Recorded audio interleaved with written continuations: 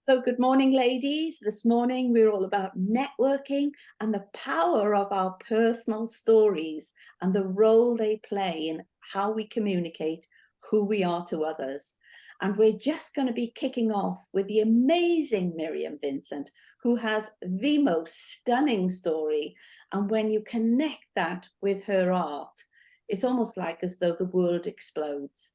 And whenever I see her work and whenever I hear her talk about her work, her passion is just mind-blowing. So we're starting off this morning with Miriam sharing her story and what that's all about and how she brings that story into who she is when she communicates with her customers. So over to you, Miriam. Okay, no pressure then. No pressure. So I am known as the happy artist. I create big, bright, colourful, joyful pieces of artwork, but where they stem from is not from a place of joy and happiness at all. It is because I lost my mum, who was absolutely fantastic, 10 years ago, nearly 11 years ago now. And when she died very, very suddenly, she had a horrible brain tumor that was inoperable, and it happened very, very quickly. And when she died, I had a 3-year-old and a 4-month-old. So I couldn't just stay in bed and hide from the world. I had to pull myself together and kind of find a way to cope with this grief that I didn't even know how to articulate, and this rage that I didn't know how to convey to anyone. I didn't know how to deal with it. But what I started to do is I started to run. And living in Wales, there are many hills, and living in Wales, there's often rain. But the worse the weather and the steeper the hills, the better it was. And I would run and run and run and run. And slowly, after time, quite a long time, I started to notice that the seasons were changing and the colors on the leaves were changing and the flowers were beginning to bloom, and I could see beauty again in the world. And I was like, wow, look at the colors on the trees. And it was just extraordinary. And I felt as though I was looking at nature with fresh eyes, and I was reconnecting with nature and the power of being outside. And then this led me to go on and start painting. And I have always been creative. I used to always make cards for people. I was at the time selling cards in a couple of independent shops in Abergavenny and local areas. But I really started to explore painting on canvases. And when I was painting without any purpose. I had no idea what it was that I wanted to create. And I just enjoyed it. And I realized that when I was painting and I was lost in that state of flow, that was when I realized that I was happy. And I wasn't thinking about my mum, and I wasn't thinking about how shitty everything was. I was just lost in this state of flow. And that was when I felt that I created the most incredible paintings that were bright and happy and colourful. But these paintings are now, I realize after kind of reflecting on them, are a representation of the relationship that I had with my mum. They were my relationship, just like my paintings, are full of life and color and exuberant and joyful and colorful, and but also quite strong, and which was exactly like the relationship with my mum. And I thought I was just creating pretty pictures and selling happy art. But actually, what I have found to be really, really important, and what I value with my workshops that I now run for people, is helping them to reconnect with nature in a way that I don't think we do when we go for a walk. Yes, I'm going for a walk. Yes, it's absolutely great. As opposed to walking and stopping and listening. Don't listen to a podcast. Listen to the birds singing. Listen to the wind moving in the trees. Let's feel the wind on your face. Look at the color and the detail. And then if you can take that into a creative setting, i.e. one of my painting workshops, you use that as your inspiration, not to create the exact replica of what you have seen, but to allow yourself to explore the paint, see what colors you're drawn to, see what tools you want to use. And often, especially people in the workplace, when they're so busy and opposite a computer all day long and, you know, trying to solve this problem and that problem and meetings, and, you know, for them to have time to slow down and switch off and take, you know, an hour, it doesn't have to be a long period of time. When they have finished, they're like, oh, they feel refreshed, they feel enlightened, they feel proud of themselves, they feel great. And without even realizing, quite often, some of the little problems or niggles or things that they've been thinking about in work and in personal life, they can see things with fresh eyes and their vision is clearer. So yes, they've got a beautiful painting and had a nice experience, but the knock-on effect that the workshops that I run has on your personal life and your work life is huge. Okay, so that was amazing. Can we give me I was trying to keep it concise because I know I waffle. So Miriam, when I hear that, I want to book a place on your workshop, yeah? But where do you put that energy in a very explosive way? Where do people feel that? Because I don't see you talk about that. And so I don't see it on YouTube. I don't see YouTube clips, yeah? I don't see lives. So I do lives. But is what you just said captured in a live? I don't know. Maybe sometimes, not all the time. Right. I quite often, yeah. I know what you're saying, and I only have one clip on my YouTube channel, which again, like you, in 2024 is top one, you know, top of my list too, because I've actually got quite a lot of videos that I can just upload. Yeah, it boils down again, Cheryl, to being, oh God, talking about me and my story. Oh yeah, Miriam, we know your mum died. Oh yeah, we know this. We know, you know, but there'll be some people that have missed it and haven't seen it. Yeah, and I just wonder, you know, the way you described your art and with regards to how it represented your relationship with your mother, I would say, and I know it's right because I've just had a huge surge of energy in my body, yeah? I know this is right, so you need to listen to this, yeah? In the, oh gosh, it's come again. Yeah, I know. Oh gosh, it keeps coming. So I'm so sorry. Oh gosh, just pushing through my body, yeah? You could survive, oh, and it's coming again. Oh gosh. You could survive the whole year just on what you do on Mother's Day. Oh gosh. Wow. Yeah.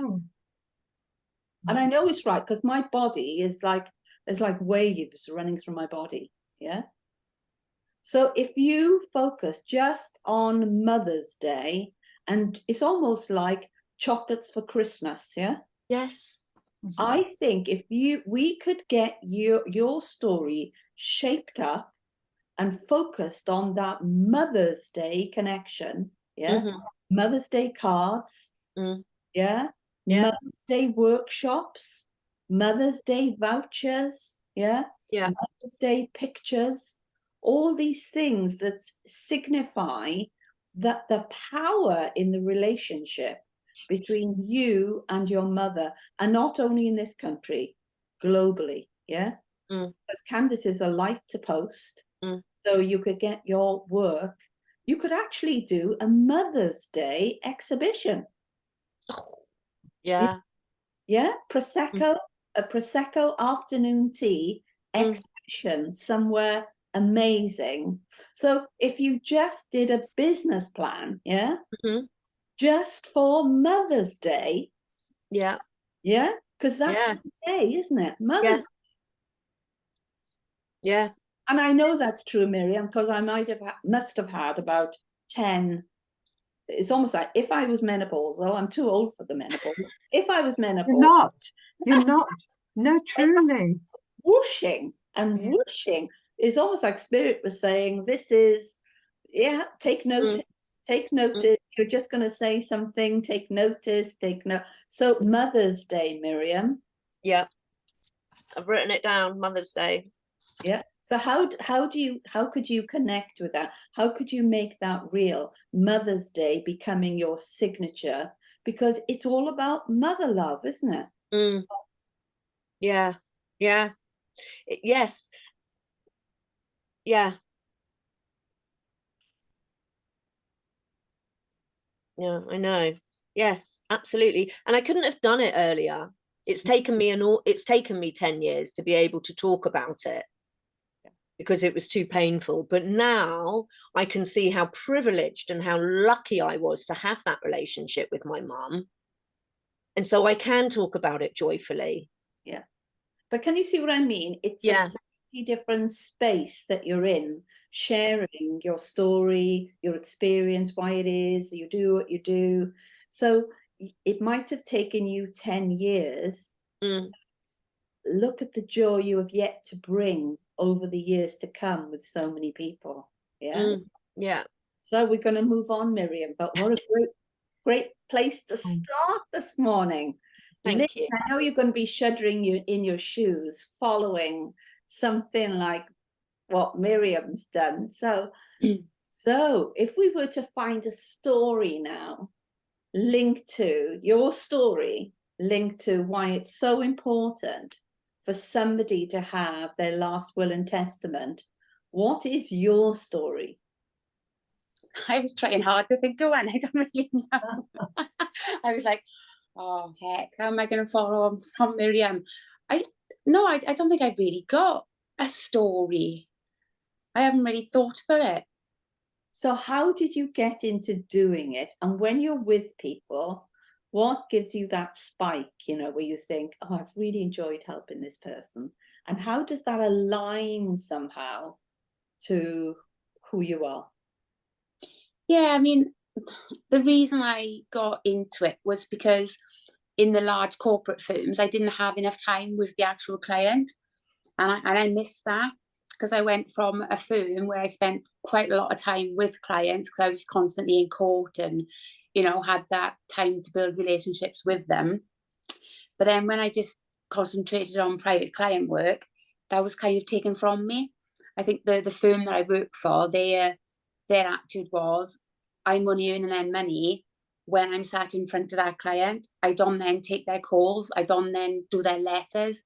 Everything was done by secretaries. And it was like, well, no, you've got to be in front of the client just to give the initial advice. And, but then I didn't do any of the work. And I really, really missed that. I missed being around the actual client and building that relationship with them to do the whole, all their work for them then, rather than just, because they never got to speak to me. It was always only if they were going to complain that they hadn't spoken to me that I'd get a call through, and they'd say, oh yeah, well, he's going to complain because you haven't taken his calls.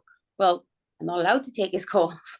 It was that block there that made it so impersonal then, and I wanted it to be a personal service that I provide for people. Okay, so what's so important to you? What touches your heart about you offering a personal service, and why? Is spending time with that client. I like to just spend the time with them, listening to them. Why? Why do they need the will? Why is it important to them? And it could be just because they want to make sure that their children have got a guardian. It could be just that if they have got disabled children, that they need like a trust set up to know that that child is cared for the remainder of their life after their days, because it's important for them. Because if their child, can't care for themselves, it's major for that client to know that when they are gone, who is going to do that for that child? Okay, so stop it there. This is all about them, though. Why is it important to you? just to make sure that they got what they need in place. Why is that important to you? And what is it that's part of your story that makes you such a caring person? What is it? What has happened to you? Yeah, that's made you, put people first. I think it probably was the work that I did in the family courts, to be fair. Tell us more. What happened there? I was representing a lot of clients that, the children were being taken off them. And sometimes I would say they were at fault, and some of them didn't deserve to have the children. But at the end of the day, it wasn't that child's fault, and this child was being pulled from pillar to post, involvement from social services and different agencies through no fault of their own. And it just really, really got to me that these people needed help. Okay. So in what way did it get to you, and what was important about it that you felt, I want to do this way. This is important to me. If I'm going to do anything, this is my approach. Probably because I got children of my own. And, it really upset me then to see these other people's children in the positions that they were. Okay. Tell us more. I don't know. I don't think I got any more. About the kind of person you are. Who is Lynn that works this way and feels it's so important she works this way? Who is Lynn? I'm just a kind, caring person, I think.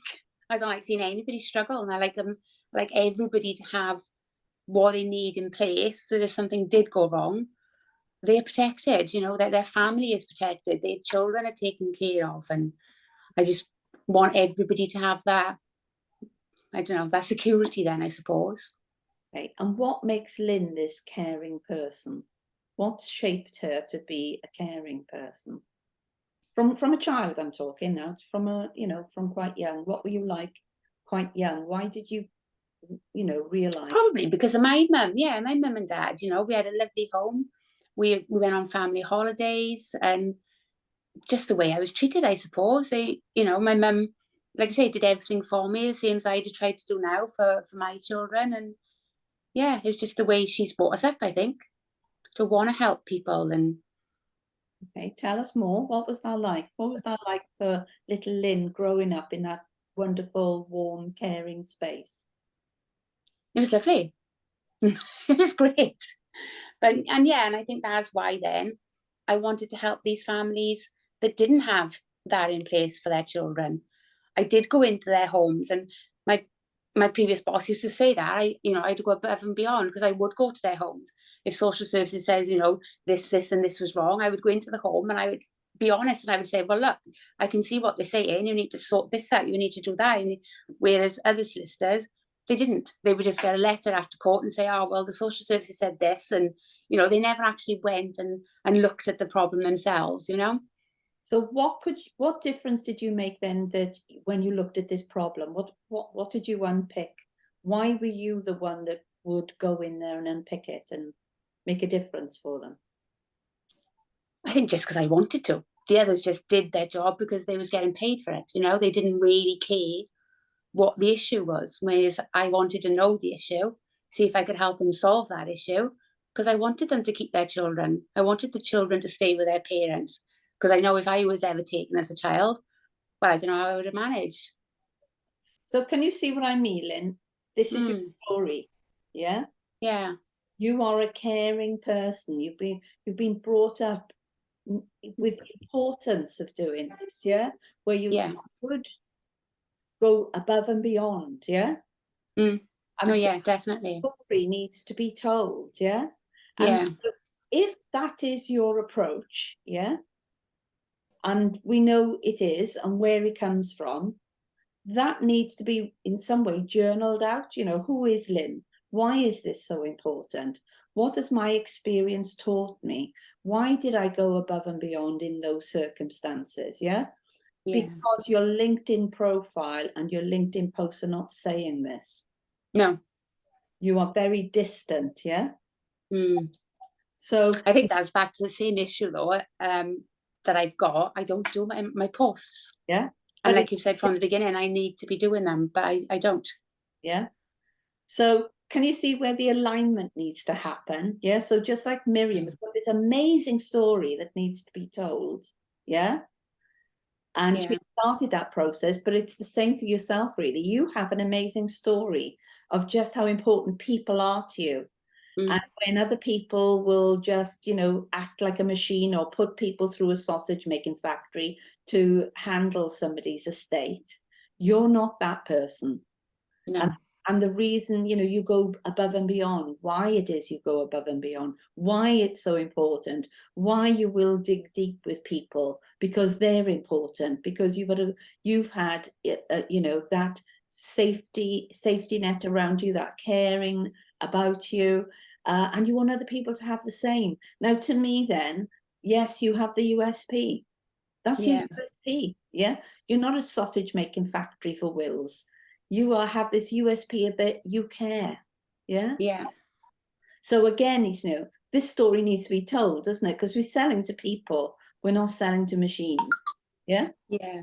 So it'd be really lovely when we come back in the new year, Lynn, to listen to see how this story has started shaping. And just like it's Miriam's challenge, just like mine, to sort of get this YouTube channel sorted, perhaps, you know, we need to work on getting your LinkedIn working for you, because that's your market space, isn't it? We need Definitely. to Yeah. so a great challenge for you over Christmas and into the new year. So we're going to come to you now, Penny, because you skirted Again? the story. We didn't get the story. Yeah. So Okay. let's go back to your story. What's this story really about when it comes to Penny doing what she did, she's doing now in business?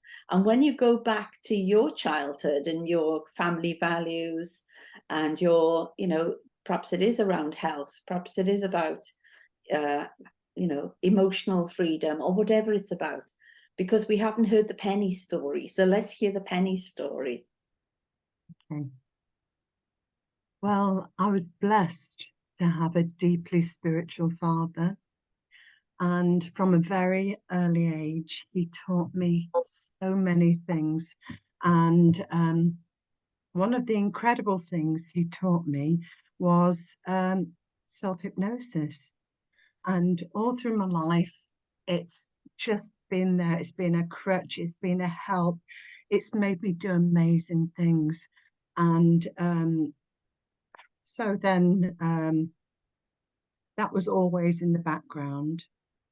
I went into being a nurse because I didn't think I was clever enough for anything else. But I absolutely know that wasn't true. And but I carried with me a lack of confidence all my life until I came across this amazing woman, Marissa Peer, and she is the RTT, Rapid Transformational Therapy, is her brainchild. And basically, I did one of her programs and it changed my life forever. I could stand up in front of 1,000 people now and talk if I had to. So I think that's it, right? Really, Cheryl. I think you've skirted it. I think you've skirted it. There's a story there. So why is it that what you're doing is so important to you? And why is your approach the way it is, based on where you come from? What is it that's been important to you, that's touched your heart in some way? Well, as you know, I worked for 37 years as a registered nurse, and you just learn to connect at a very deep level with people, and you care what happens to them. Everybody who comes into your surgery, you care about, you want to do your best for, and it did play to my strengths, and so when I finished as a nurse, I was so happy to retire. But I couldn't stay retired, because that thing that drives you, and I like to feel it's inspiration that has driven me to where I am today. and that just wouldn't settle in me. So now I start on a whole new and wonderful career, and I know it's going to work because, you know, it comes from that place of inspiration. And I would love you to explore, I'm going to challenge you to explore those 35 years of being a nurse, because I think that gives you one heck of a USP as a therapist. I think if I was choosing a therapist to do with anything, and I discovered there was a therapist who had that length of service as a nurse, yeah, I would feel more comfortable. So I wonder if there's some stories there in your nursing experience and background you could pull out and explore, so that people would think, yeah, gosh, she is so well qualified at a medical level to be doing what she's doing. Yes. I mean, I had a very kind of disjointed nursing career. I had to go where my husband went, basically, but that worked in my favour in that I did loads of different things. So when I went to work in the GP surgery, I was well qualified for lots of the things that were coming through my door. Now, the thing with menopause that was so stark and so very much in my face was that women were coming in and they were so disempowered, they were helpless, they were putting their trust in the hands of doctors and nurses who wanted to do the best for them, but time didn't allow that. Time didn't allow it, but also medication.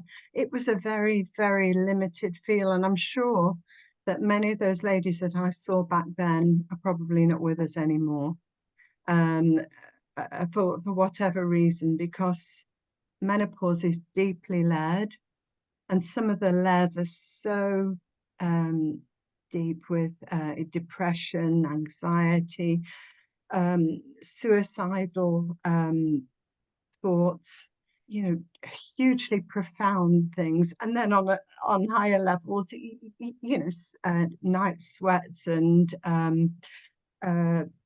hairs on your chin, you know, that it's so multi-layered. But now I absolutely understand that there is this most wonderful way that, you know, women can achieve a fantastic menopause right the way through to the end of their lives. And I just wish I could have brought this to everybody who came through my door. That's a wonderful story, Penny. That's a wonderful story. You've had all this background of, because a lot of women go to their GP and never get the help they need. That's an amazing story. So it'd be really nice for you to work on that aspect of your nursing career. Yeah, because that will touch so many people. So we've got Amy that's come online now. So Amy, we're looking at stories when it comes to networking and how you tell a story that links into who you are and what you do, so people can really grasp you are the right person to be helping them, and they're going to connect with you at a heart level, and they can feel safe with you. So over to you, Amy. What's your story all about, and where would we find it out there, as far as your website or YouTube or social media posts? So how would we get to know why Amy is such an incredible woman? You wouldn't find me. Simple answer. I'm not on there. Nobody knows anything about me. I don't tell anyone anything about me. I literally go on reputation alone. So took my website down. I don't post on social media. So tell us why. What's all that about, that Amy won't share her heart? To be honest, first of all, it was just really difficult. I didn't tell anyone because I couldn't tell anyone. And then I thought it'll affect my business if people know too much about me. I'm really, really private as well, because just past trauma, just been hurt too much and let people in and then they let you down. So I just don't let people in. Yeah, and then I thought it would damage my business, but actually what I think it will do and what I'm going to do going forward, and I have dabbled a little bit, but then I retract really fast and I hide again. And then I hid under a different name, tell my story a little bit, and then I hid again. Yeah, so I kind of tell people, but I don't really tell them about me. So is it a confidence issue or a lack of self-belief, or what is it? What's going on? It was just really difficult. So when I was growing up, I was actually quite ill from the age of 14, probably before 13. When I was 15, I went down to 5.5 stone and I was actually bedbound for 2 years. So I had Emmy growing up, and it was really difficult sort of to be, I don't know, diagnosed, and then there was no help. So you just left to get on with it. And when you're 15, it's really hard to have no life. Yeah, I tear up now. It's been 30 years. Like, I know how to deal with this, and people come to me for advice, but it is still hard. I still do have to manage myself. So when I got pregnant with Laylee, or before that, I ended up with costochondritis as well. So it was inflammation of the breastbone in between the rib cages. So that's slightly debilitating too. And then various other things, nearly lost my foot from a rare syndrome. I just couldn't do the stuff that everybody else did. I just couldn't. I have to make choices all the time. And then when I was pregnant with Laylee, I actually developed fibromyalgia as well, and a few other things. I don't know. I just think I thought people would think that I couldn't do what I can, what I'm capable of, I guess. And that if they knew, like, I was chronically ill, if they knew I had to make choices, if they knew that sometimes I'm just too tired to even think and I have to, like, down tools and carry on later, and it doesn't matter. That's why I got my business. But actually, I think the opposite is true. If they knew that I have 2 degrees, I've got numerous diplomas and certificates, and that's just academically. Like, I'm a mother, I've got 2 children, I run my house, I've had my businesses. Like, that's the truth. Did it anyway. And that's the story that needs to be out there, because there's so many people that need to have a life that works for them. And if they don't see that somebody's done it, then they won't know it's possible. So that's where I've come to. Actually, I don't need to share part of my business and I can do this for your business. I need to show you can do it no matter what. And also from the perspective of it's so important that you prioritize things in a particular way so you can run a business your way. Yeah. And being that virtual VA space, you're really promoting to them that your story and perhaps even why those things happen to you, fibromyalgia and ME, and the importance of prioritizing and getting things organized and having confidence that you can do it because you're their helping hand so that they can. Yeah, and I don't mess around. I don't have time to mess around. I don't have time for the faff and the nonsense and the feelings and the just give me the job. Give me it. Time for your energy. So what are you going to do in 2024 that's going to pull out this? So we're going to be going around everyone, by the way. We're going to be looking at, okay, now we've heard the importance of these stories. What are we going to be doing, each and every one of us in 2024, that's actually going to change the landscape of who we are and our businesses so people can connect with us so much more simply, and we then become more authentic and heart-driven And so that when people come across us, wherever we are this same heart-led, wonderful, beautiful person that we all are. But at the moment, perhaps we're limiting self-belief or limiting, who we are within the market space. So we're going to go to Amy now for her to share with us, well, what are you going to do? What's the challenge now for Amy to change her landscape online and in person so that we can, get to know Amy and just how powerful and potent she is? And where will people find you? Well, I just need to change my social media, get my website up. No, I need to just start talking, to be honest. And now I think I made a decision not to hide part of me, to actually be me, no matter what. I just need to talk and share and just show snippets and show like the good, the bad, and the ugly. So, I can't do this today, or I can't walk today, or actually this is a really good day and I've done everything. That I am out networking, that it is possible, that I do get up and shower, and I'm not somebody that's going to let it stop me, but I do have to work with it. Yeah. And just show people that they can do it as well. And then the idea is to do all the courses that I wanted to do, but to incorporate it to show that actually it doesn't matter if you've got this or a busy life or kids, that you can still do it somehow. And I love that saying, our vibe creates our tribe. So I think it's being really clear about what's our vibe all about when we're sharing ourselves with other people, and how is that going to attract the kind of tribe that we want to work with. Just last week somebody said to me, I Am Woman meetings, why don't you just open them up to guests, and as many guests who want to come can come as many times they like? And I said, well, that's not what I'm about.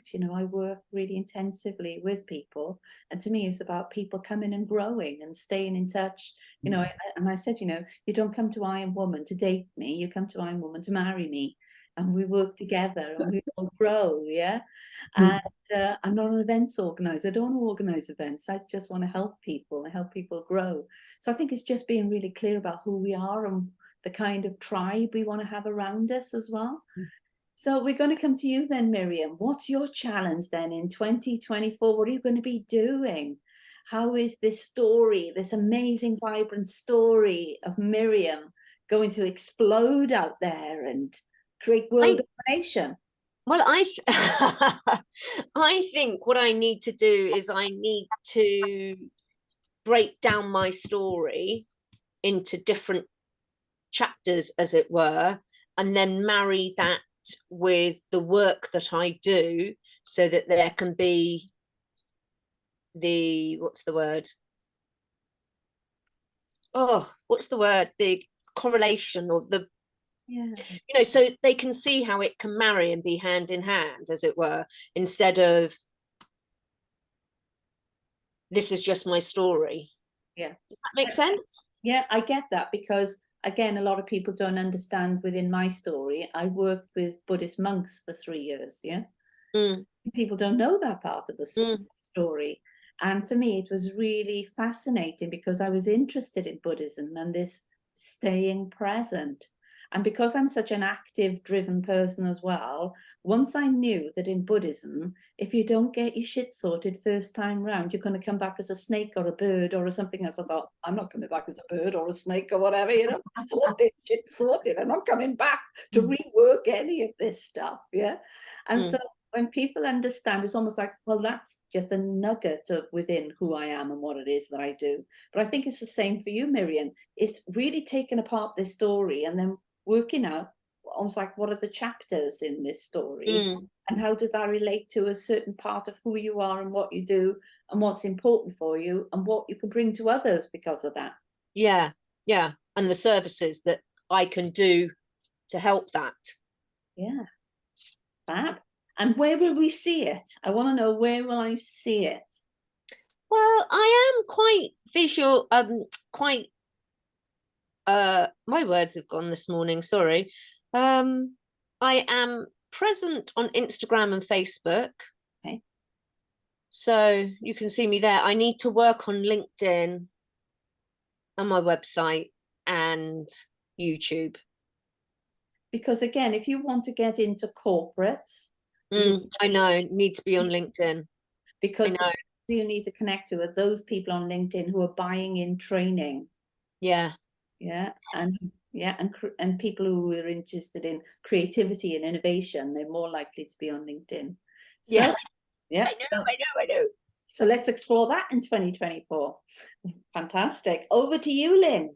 So what are you going to happen in 2024 that's going to unravel this amazing story? So people know, you know, you are the will writer with compassion, passion, heart, all that kind of stuff. But how are you going to start the journey of that? I need to look at my social media. I need to do my own posts. I've been saying it for months and I still haven't even looked at it. I don't even go on LinkedIn. I know the person that does my social media. He posts it on Facebook and LinkedIn, but I don't even go on there. You know, somebody could message me on that, and until it comes through as an email, I don't even know that I've been messaged, you know. So I think I got to get more personal. I got to tell them more about me.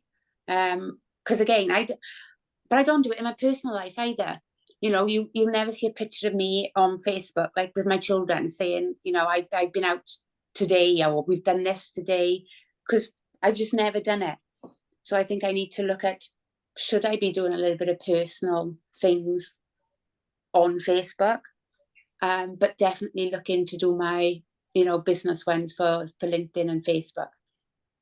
Put some personality behind the Albie Jones Associates, rather than just seeing that same old post that's, I don't know, constantly business, I suppose. Not nothing, you know, there's never anything personal on there.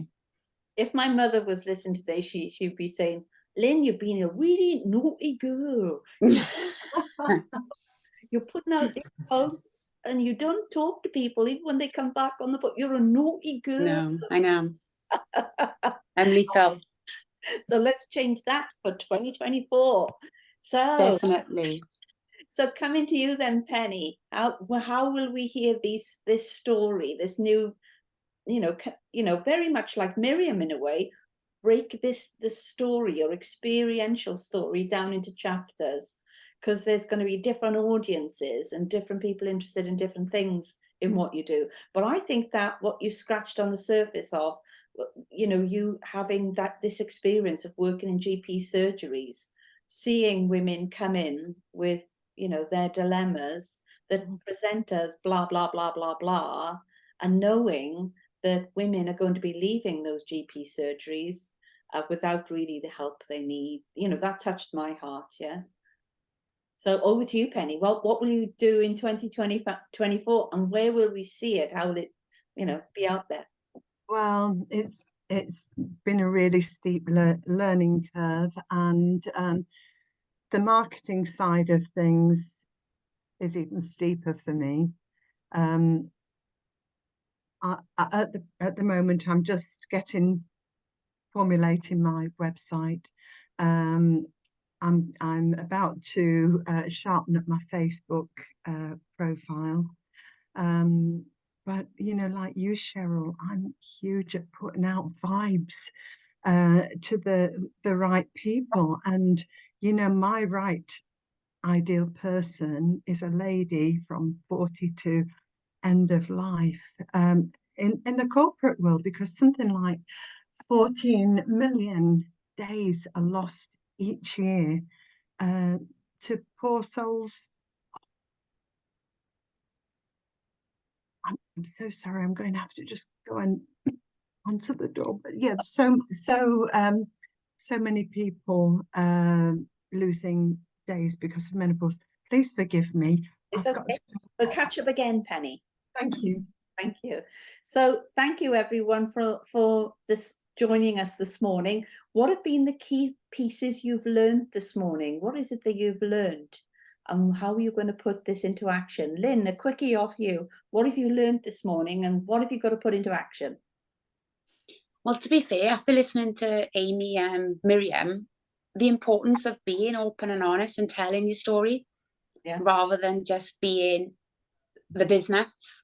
Okay. You know, is having that personal approach. I think it really does help.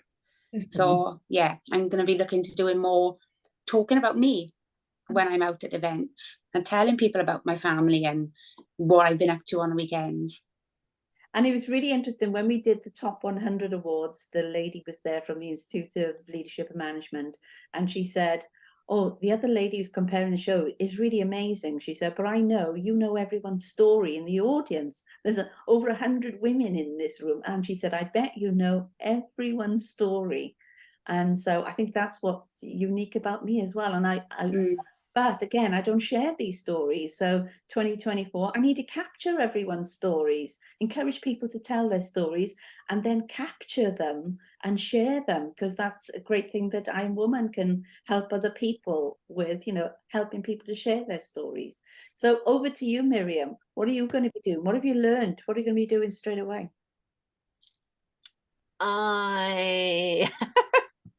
So much. But I love the idea of focusing on Mother's Day. So I am going to brainstorm that and see the different ways in which I can make that happen, if you know what I mean. I'd love to explore that with you as well. Yeah. The lunch is coming on, Miriam, and we'll have a chat. Yeah, fantastic. So over to you, Amy. What are you going to do? What have you learned? What are you going to put into action straight away? You're on mute, Amy. It didn't unclick. To